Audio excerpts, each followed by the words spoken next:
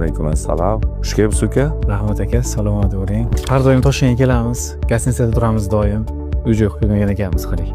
Endi shu xonada olsammikan deb izlayverdim. O'zlik mana shuni boshlab yuboribsizlar aka. Rasa biz bop aka. Olaymikan aka? Shuni o'ylab turibman hozir.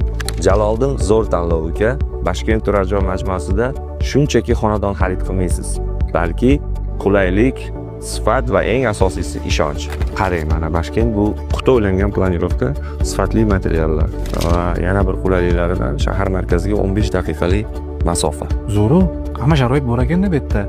Albatta, to'g'ri. Shaharcha ekan-da. Hamma sharoitlar mana shu Bashkent turar joy majmuasining ichida.